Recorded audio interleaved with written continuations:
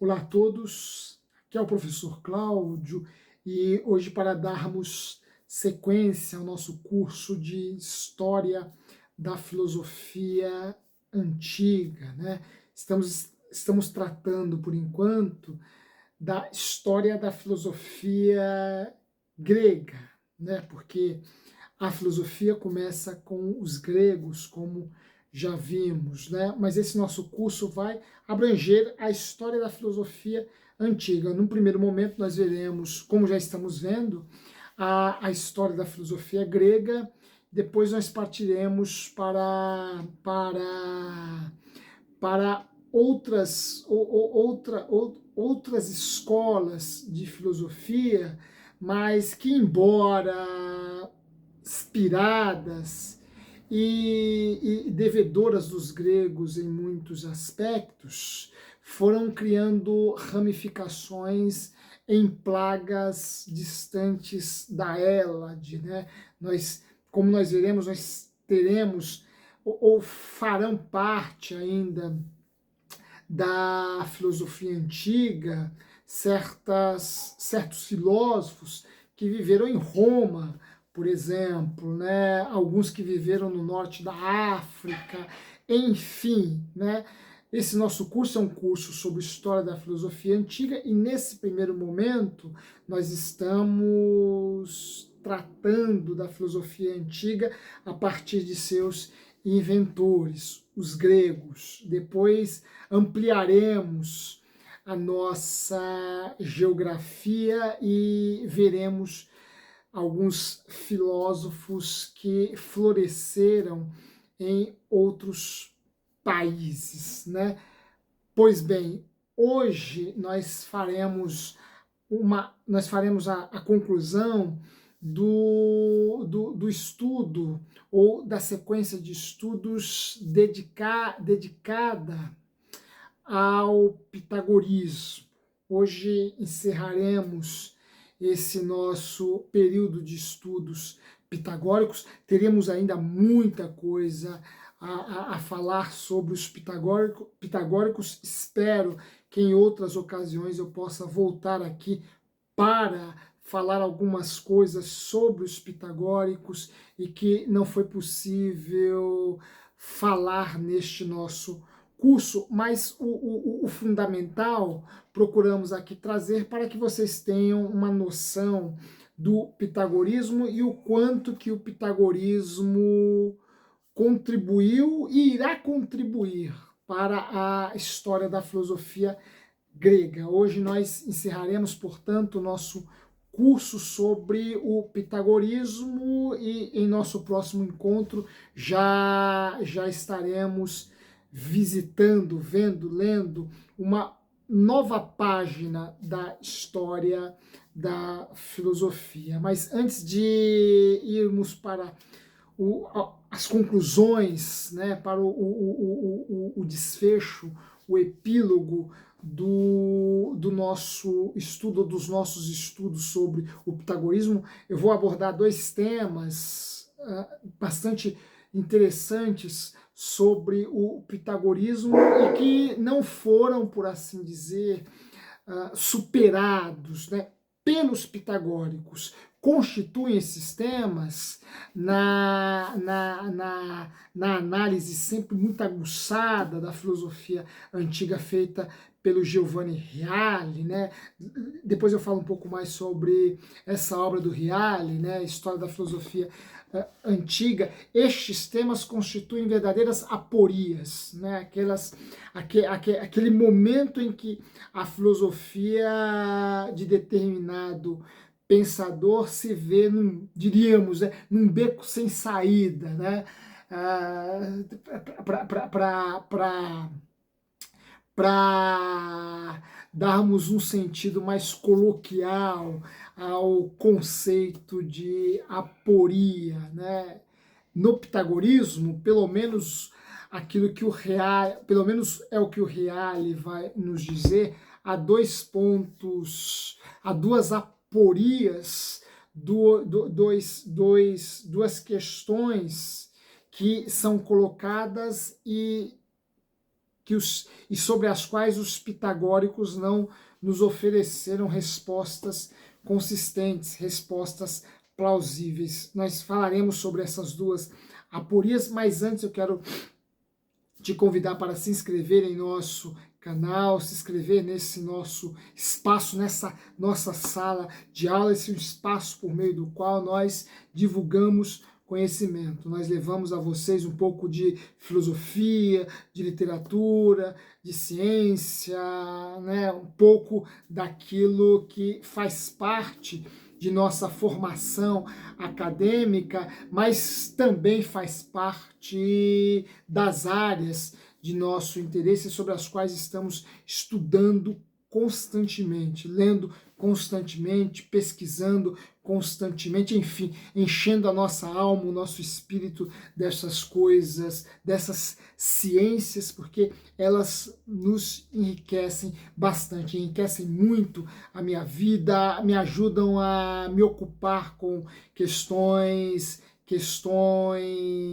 mais profundas e consistentes, e isso para mim tem sido algo de extrema importância ao longo de todos esses anos. Portanto, você que sabe da importância do conhecimento sobre a vida de uma pessoa, sobre a vida de um indivíduo, nos ajude compartilhando este canal com outras pessoas, deixando sempre o seu joinha aí, o seu like, fazendo comentários, se inscrevendo, se não se inscreveu ainda, enfim, nos ajude para que nós possamos levar essas aulas a um número cada vez maior de pessoas. Nós precisamos muito, neste mundo caricatural, neste mundo tão louco, insano, no qual nós estamos inseridos. Conhecimento hoje é mais que necessário. Vivemos num contexto de pessoas extremamente rasas,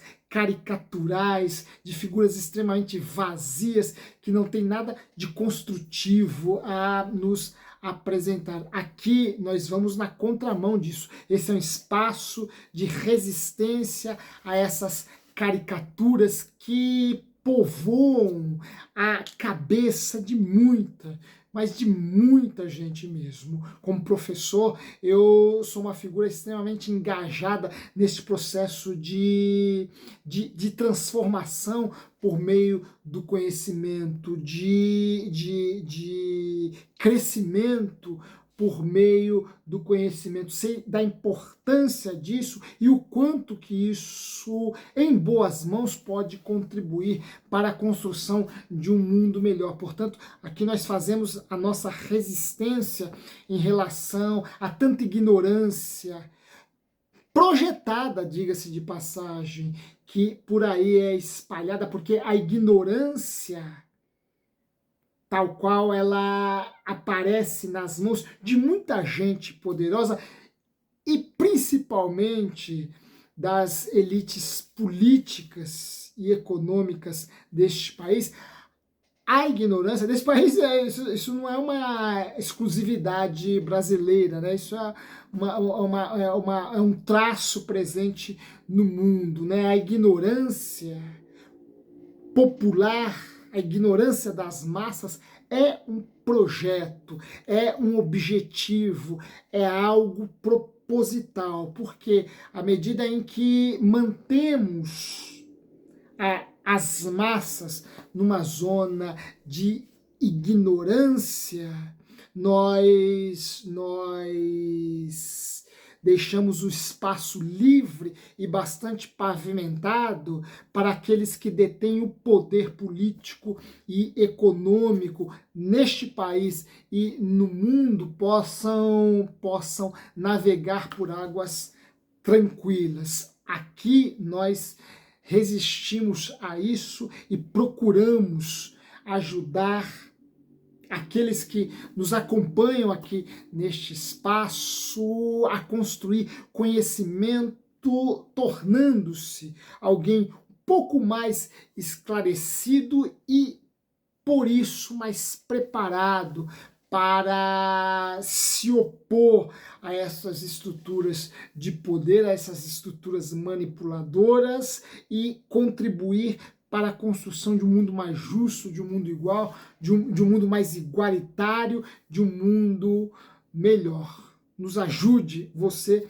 que sabe da importância do conhecimento na vida de um homem, na vida de uma mulher, e o quanto que a ignorância traz malefícios, mazelas incontáveis, não apenas ao indivíduo, mas à humanidade. Bem, como eu já antecipei, nós faremos um desfecho acerca do nosso curso sobre o pitagorismo, e nesse desfecho eu quero trazer duas aporias, dois temas sobre os quais os pitagóricos não nos deram respostas plausíveis, respostas satisfatórias, e que foram colocados pelo Giovanni Reale nessa obra. Essa é uma das obras que me servem como fonte de consulta. Essa obra, na verdade eu estou aqui com o volume 1, né, que é o volume que trata dos pré-socráticos, mas essa obra do Reale, pelo menos na edição que eu tenho, que é uma edição da Loyola, já uma edição bastante antiga, essa é uma obra dividida em 5 volumes, depois eu mostro os outros volumes, eu tenho todos e já li todos os volumes, né? Aliás, isso aqui foi uma das minhas primeiras leituras iniciais sobre filosofia, né? Sobre história da filosofia. Isso aqui faz parte da minha formação de base, né? em filosofia.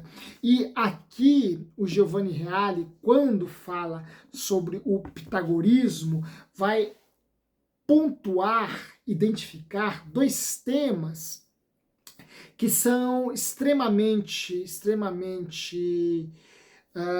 pertinentes, mas sobre os quais pitagorismo, a tradição pitagórica, a escola pitagórica tratou de forma muito vaga, por assim dizer, né? De forma muito dois temas que, embora importantes para a compreensão da filosofia pitagórica, não foram tratados com o devido cuidado, com o devido aprofundamento. O primeiro tema, que constitui numa aporia colocado aqui pelo Giovanni Reale, diz respeito à presença de Deus no pitagorismo, né? Ou a presença do divino.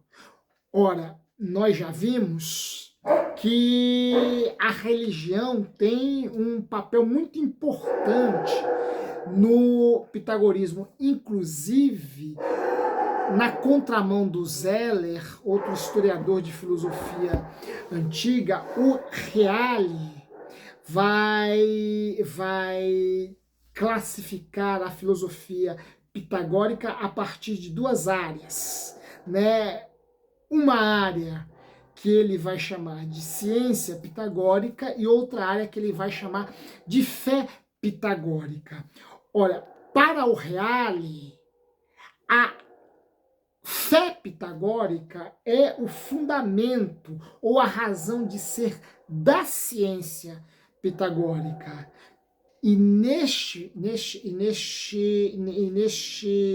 neste ponto, o Reale já está contrastando com o Zeller, né, que vai fazer uma distinção entre ciência pitagórica e fé pitagórica, mas colocando ambas como opostas como opostas entre si. Diferentemente do Reale, em Zeller, a ciência pitagórica contrasta com aquilo que podemos chamar de fé pitagórica. O Reale, adotando uma linha de conciliação, de harmonia entre estes possíveis contrários, vai pensar a fé pitagórica como fundamento da ciência pitagórica. Então, há no pitagorismo uma fé e uma ciência que, para o Reale, se complementam e não se excluem, como aventou o Zeller. E por que para o Reale a ciência pitagórica tem raízes, se apoia, encontra sua razão de ser na fé pitagórica? É que, como já vimos em aulas anteriores, a ciência para os pitagóricos não é um fim em si mesmo. A ciência é um meio que serve como caminho para a purificação da alma. Inclusive, se eu não estiver enganado, em nosso último encontro sobre filosofia antiga, falamos do conceito de metempsicose em Pitágoras, né, das reencarnações dentro da filosofia pitagórica. E, por favor, não confundam reencarnação aqui em Pitágoras com reencarnação no sentido kardecista, né? Não tem nada a ver uma coisa com a outra, né? Pitágoras, inclusive, é um pensador do século V a.C., né? Allan Kardec é uma figura que viveu, se eu não estiver enganado, no século XX, né? Então, não confundam as reencarnações kardecistas com o conceito de reencarnação metempsicose em Pitágoras. São processos extremamente distintos, né? E nós vimos em nosso encontro anterior que a remissão da alma de uma culpa originária, de uma culpa que está na origem desse processo, tem como finalidade remir a alma dessa culpa originária. Então, a alma, para se purificar, ela fica à mercê desses processos de reencarnação. E a ciência, ou a racionalidade, ou a matemática, contribuem neste processo, o que faz com que a ciência, em Pitágoras, não seja um fim, mas um meio. E aqui nós estamos nos valendo de termos, de conceitos que são conceitos estritamente religiosos. Remissão da alma, purificação da alma, culpa originária, tudo isto constitui em conceitos que fazem parte da religião. De forma mais precisa, são conceitos que estão presentes no orfismo, que é a corrente religiosa grega que vai emular, com a qual o pitagorismo vai emular. Nós vimos em encontros anteriores o quanto que o pitagorismo e o orfismo se aproximam em relação a determinados temas. Eu vou gravar um vídeo falando especificamente do orfismo, para que vocês, quem não tem um conhecimento acerca desse sistema religioso grego, possa ter por meio desse nosso próximo encontro. Mas, como já vimos em encontros anteriores, em aulas anteriores, existem alguns temas que aproximam o pitagorismo do orfismo, embora na base, nas conclusões, essas duas correntes se distanciam, né? Até porque uma é religiosa, estritamente religiosa, o orfismo, e a outra é filosófica, né? O pitagorismo. Mas em relação a alguns temas, esses dois segmentos, essas duas correntes dialogam, né?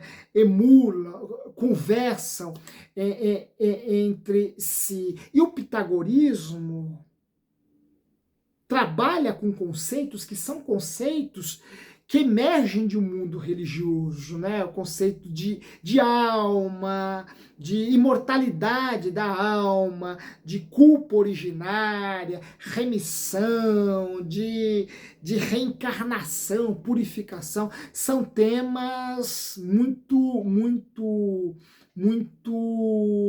são temas pertinentes a determinados ambientes religiosos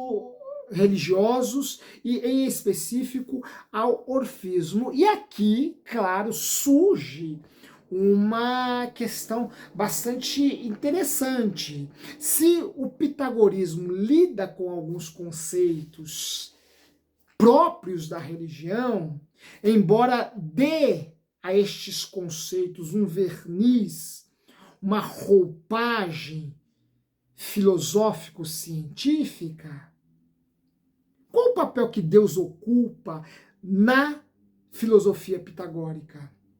Onde está Deus na filosofia pitagórica? Porque se existe uma discussão religiosa, não é possível demovê-la da existência ou da presença de Deus, porque Deus é a base de toda a religião, ou os deuses. A pergunta que nós devemos fazer aqui é justamente esta: onde está Deus dentro do sistema pitagórico? Bem, primeiro, o pitagorismo abre margem, abre espaço para a presença de Deus ou do divino em seu sistema. Inclusive, o pitagorismo vai identificar, colocar Deus como um dos primeiros princípios de tudo. Já vimos em encontros anteriores que no pitagorismo não há um único princípio, há princípios. Nós podemos falar em princípios. Existe o uno, né, que é o princípio primevo, já vimos isso, mas que dele derivam outros princípios. Então é possível falarmos em princípios no pitagorismo. E Deus ou divino está ou estaria entre estes primeiros princípios. E para entendermos Deus no pitagorismo, devemos considerar aquilo que não se assemelha a Deus, porque aí teremos um caminho para entendermos o que seria Deus. O que Deus seria este no pitagorismo? E essa é uma questão, daí o Reale tratar esse tema como um tema aporético, porque de fato essa ideia de Deus no pitagorismo é uma ideia muito vaga, uma ideia bastante remota, mas enfim, ela está presente no pitagorismo. E para entendermos este Deus pitagórico, devemos entender aquilo que no pitagorismo seria o contrário de Deus. E eu me refiro aqui àquilo que Pitágoras, na base de sua cosmologia, na base de sua filosofia voltada para a origem das coisas, porque em Pitágoras existe uma cosmologia. Lembremos-nos desse conceito, que é um conceito que nós abordamos lá atrás, né? Antes do advento da filosofia grega, nós tínhamos na Grécia, ou na Hélade, como preferirem, nós tínhamos uma cosmogonia, que era uma forma de explicar a origem de tudo, ou a origem do cosmos, recorrendo às divindades, recorrendo a Deus ou aos deuses. Com o advento da filosofia, nós teremos uma cosmologia, seria uma investigação acerca da origem do cosmos, mas partindo da filosofia ou da ciência, tal qual conhecida pelos gregos, né? A filosofia natural. A própria filosofia, isso quem vai afirmar isso com todas as letras é um filósofo do século XX, né? Na verdade é um filósofo que passa aí o 19, vive boa parte, vive uma parte de sua vida no 19 e outra parte dela no século 20, vai morrer inclusive em 1938, se eu não estiver enganado, e aqui eu me refiro ao Edmund Husserl. Husserl vai afirmar que a filosofia era a ciência grega, a filosofia grega era a ciência dos gregos, pois não havia principalmente entre os pré-socráticos, né? E essa divisão é uma divisão da modernidade, né? Sejamos bastante claros em relação a isso, né? Não havia entre os gregos essa distinção entre filosofia e ciência. Quando a filosofia se debruçava sobre temas relacionados aos fenômenos naturais, à physis ou à natureza, o que tínhamos era uma filosofia da natureza. E em Pitágoras, nós encontramos uma cosmologia, e esta cosmologia vai chegar também num elemento indeterminado, infinito e ilimitado. E este elemento, e por exclusão, este elemento indeterminado, ilimitado e infinito, e eu não vou aqui expor novamente o percurso, o processo que Pitágoras fez para chegar neste indeterminado, porque já fizemos isso em encontros anteriores. Este elemento ilimitado, indeterminado e infinito não pode ser identificado como Deus. Por quê? Porque para o pitagorismo, aquilo que é infinito, ilimitado e indeterminado é ininteligível, ou seja, desprovido de racionalidade. Não podemos conhecer, ora, só podemos identificar o ilimitado, o indeterminado, o infinito vai ser um problema para os gregos, né? O infinito como o ininteligível, o irracional, o mal. Lembremos-nos que essa ideia de ilimitado traz em si a noção de excesso, e o excesso era confundido, era identificado entre os gregos com o mal, porque o excesso pressupõe a falta de medida, a falta de ordem, a desordem. Portanto, o excesso ou ilimitado está ligado, relacionado ao mal, à desordem, o excesso, o desmesurado. Ora, se o ilimitado, o indeterminado, o infinito estão ligados ao ininteligível, ao irracional e ao mal, Deus não pode ser o indeterminado. Deus não pode ser o infinito. Logo, Deus só pode ser o oposto disso. Portanto, Deus é a harmonia, Deus é a ordem. Estes são os atributos de Deus. Mas ainda nós estamos diante de um conceito de divindade de Deus muito vago, muito vago. E mais ainda, partindo do pressuposto de que para os pitagóricos tudo se reduz aos números. A matemática está na origem do cosmos, está na organização do cosmos, está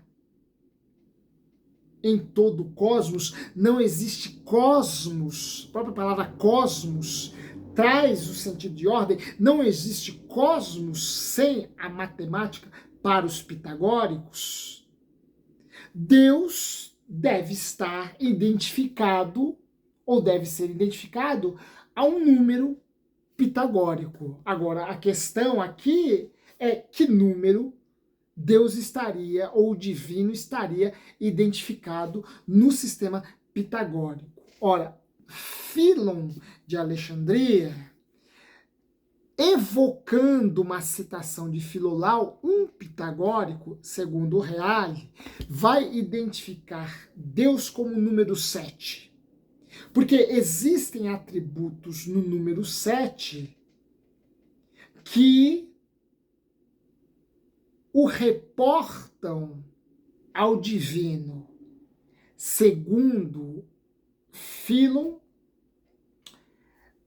repito, evocando Filolau, um pitagórico, Deus seria o número 7, porque o número 7 não tem mãe.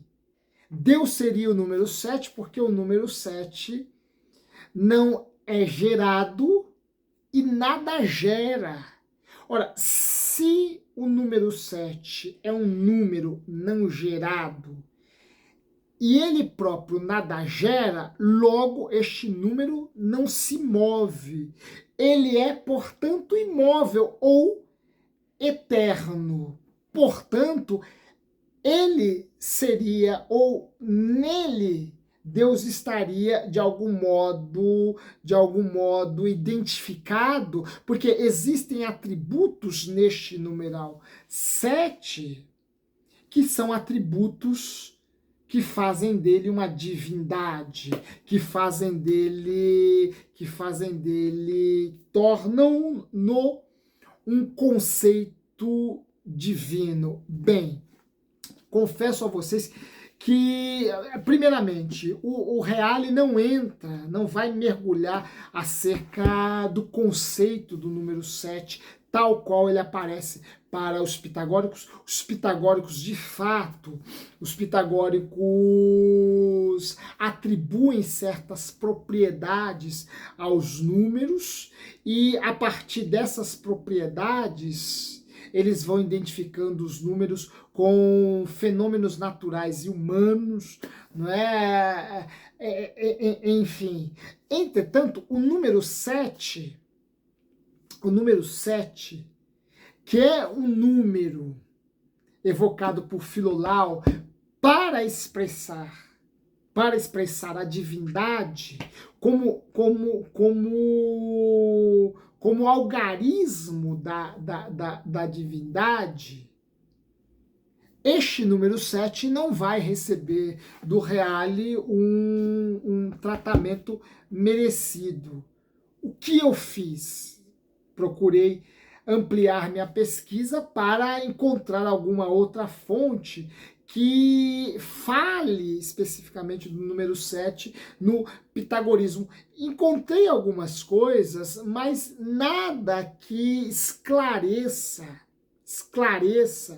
esse conceito de um número 7 como sendo um número sem mãe, ou seja, um número que nunca foi gerado, e um número que nada gera.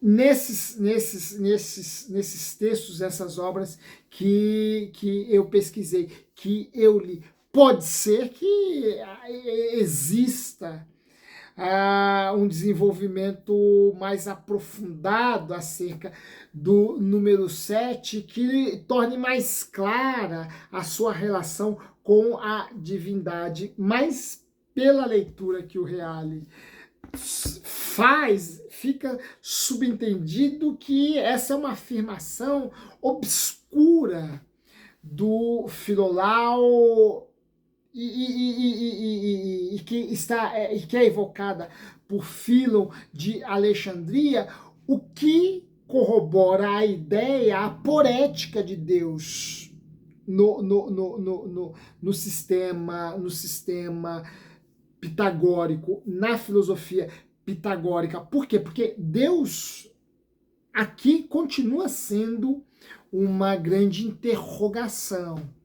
Não é possível afirmarmos com consistência quem é Deus para os pitagóricos, o que os pitagóricos entendem por divino, né? Porém, eles vão fazer uma escola, uma grande tradição no Ocidente, à medida que identificam Deus com a matemática, né? Essa ideia de um Deus matemático é uma ideia que vai fazer escola, que vai fazer tradição no Ocidente. Inclusive, já falamos um pouco sobre isso, já pontuamos, na verdade, um pouco sobre isso, um pouco sobre isso quando falamos da dívida que Galileu Galilei tem com o pitagorismo, né? Galileu Galilei vai afirmar que Deus escreveu o universo com caracteres matemáticos, né? Leibniz, um filósofo do século XVII, vai afirmar que Deus, que enquanto fazia o mundo, Deus calculava, né?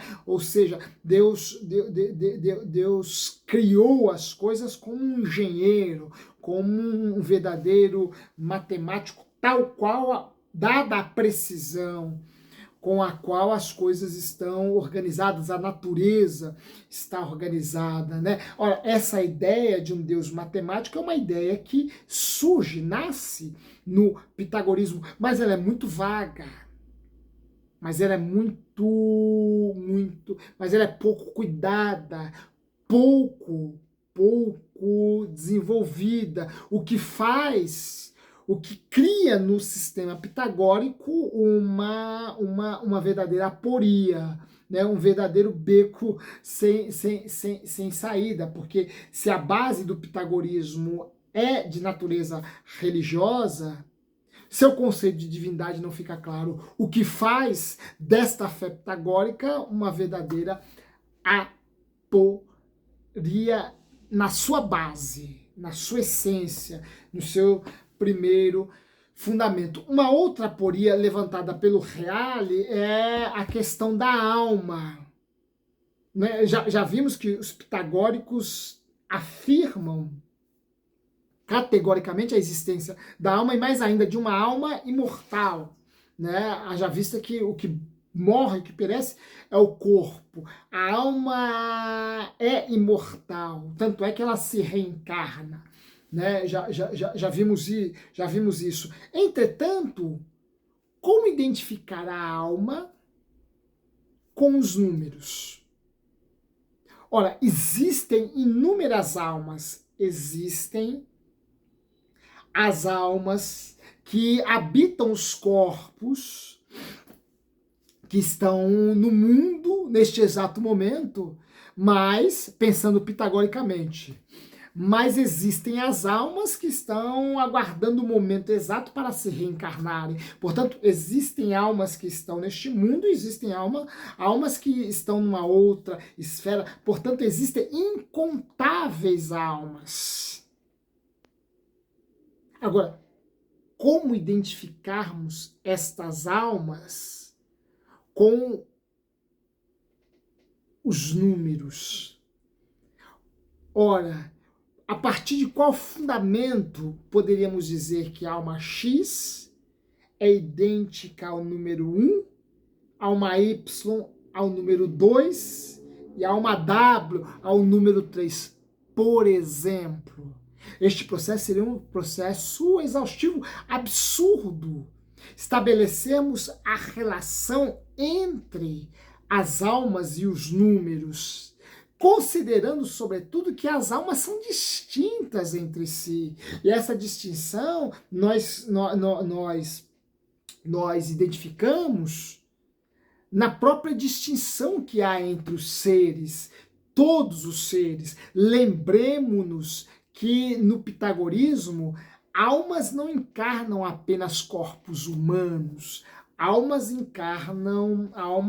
encarnam outros corpos materiais, como animais, como plantas, né? Almas encarnam outros seres, e não apenas seres humanos.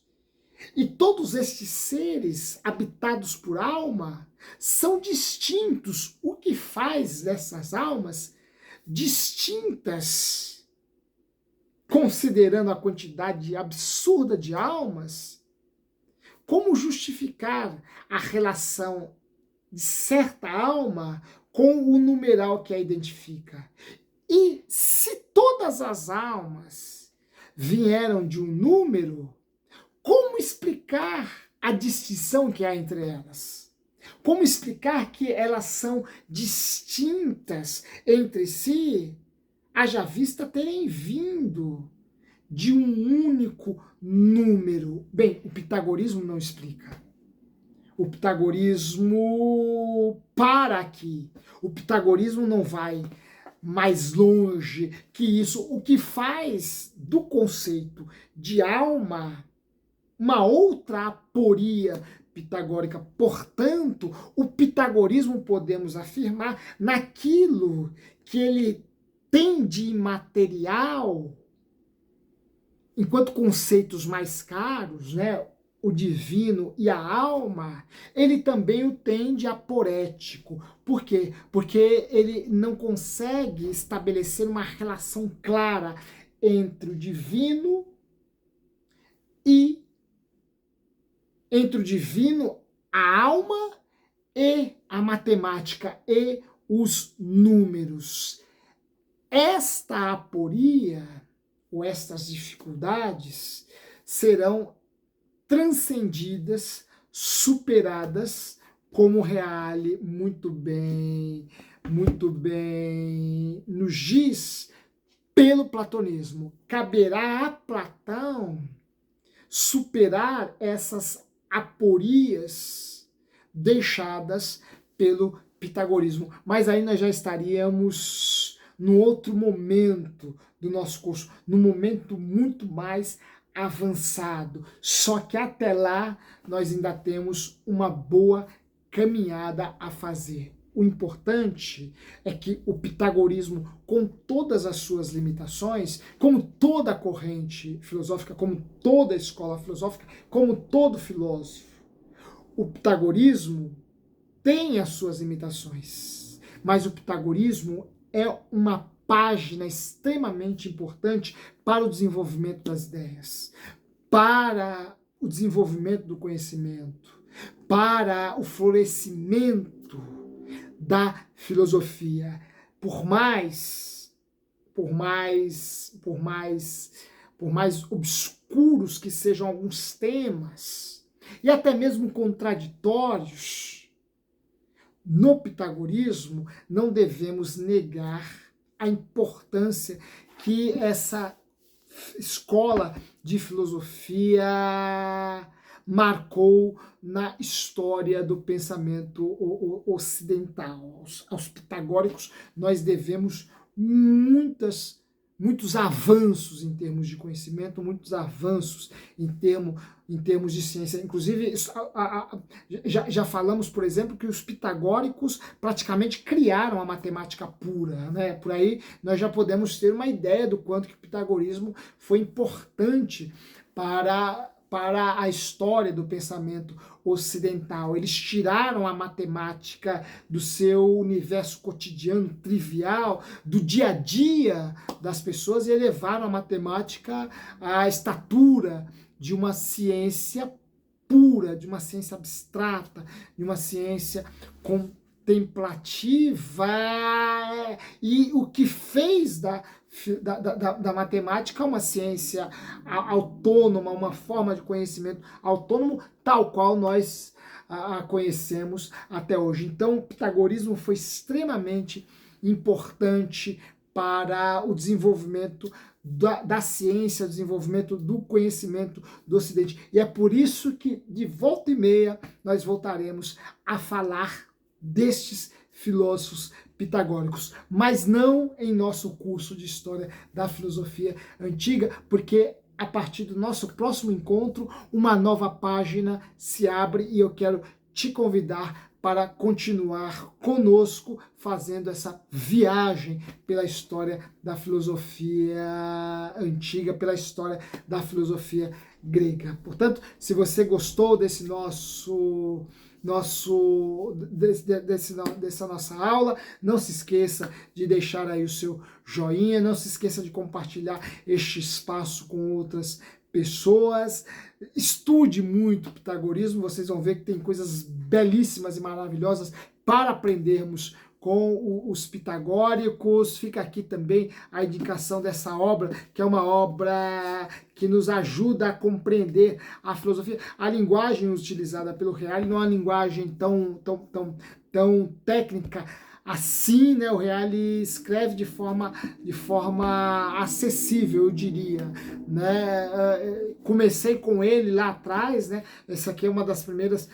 O Reale foi certamente a minha primeira referência em história da filosofia antiga. Depois, claro, descobri outros autores, né? Estudei outros autores de antiga, mas o Reale me ajudou muito no início de minha formação. Se você quiser também